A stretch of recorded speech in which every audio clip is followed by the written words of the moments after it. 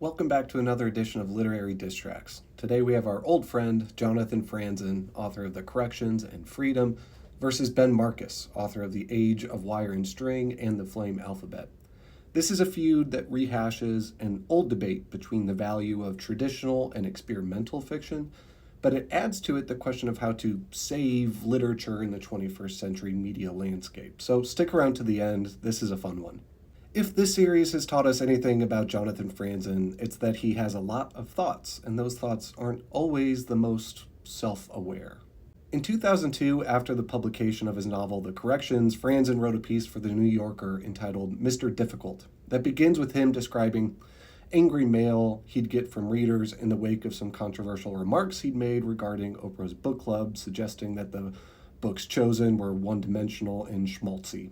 You can watch my video on that for more, but just keep that in mind here.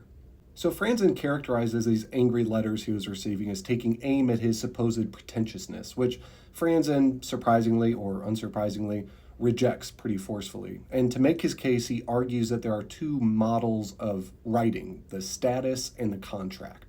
In the status model, which he aligns with somebody like Flaubert, William Gaddis, and James Joyce, quote, "The best novels are great works of art. The people who manage to write them deserve extraordinary credit, and if the average reader rejects the work, it's because the average reader is a Philistine." In other words, those who subscribe to the status model believe that a work of literature, helmed by a sort of literary genius, ought to demand much of the reader, and the art value of the literature derives from that demand. On the flip side is the contract model, in which, quote, "a novel represents a compact between the writer and the writer providing words out of which the reader creates a pleasurable experience."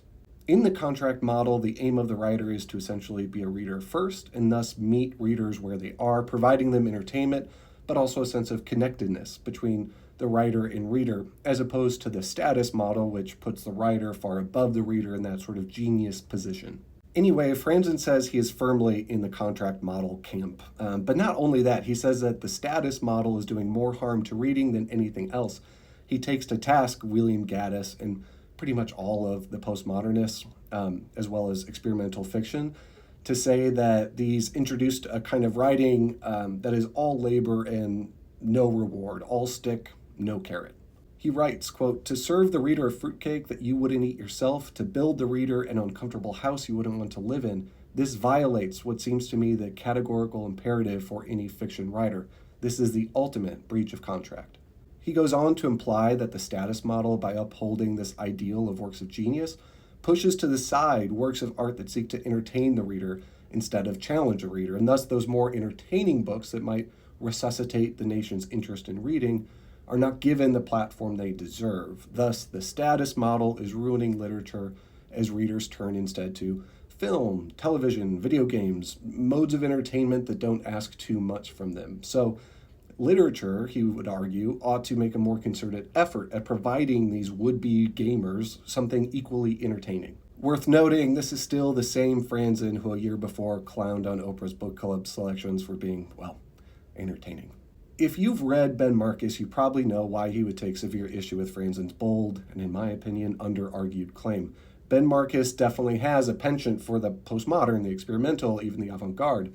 So Marcus took to Harper's in 2005 to write a scathing piece entitled "Why Experimental Fiction Threatens to Destroy Publishing, Jonathan Franzen, and Life as We Know It." Marcus draws a map of 21st century literacy by stating, quote, "In the literary world, it's not politics to suggest that the brain is even involved in reading. Mentions of the brain imply effort, and effort is the last thing we are supposed to request of a reader. Instead of the brain, it's the heart that writers are told they must reach in order to move readers, to stir in them the deepest, most intense feelings." But he goes directly at Franzen too, calling Franzen a populist pundit, in saying Franzen's Corrections performs, quote, "a retreat into the comforts of a narrative style that was already embraced by the culture," and that Franzen is simply against, quote, "literature as an art form, against the entire concept of artistic ambition."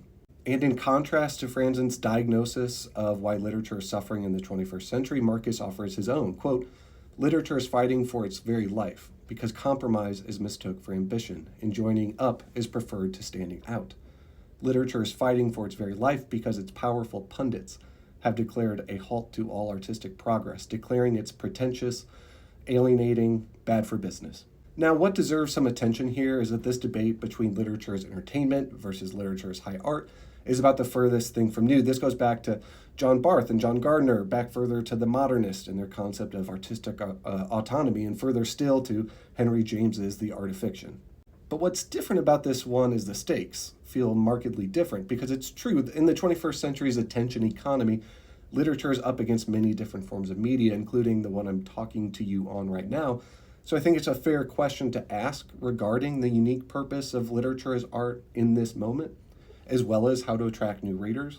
But what the debate often misses, and what I'd like to provide here, is a sort of obvious statement that it doesn't have to be one or the other. Naturally, some readers will gravitate to texts that challenge them, and others will gravitate towards those that entertain them and meet them where they are.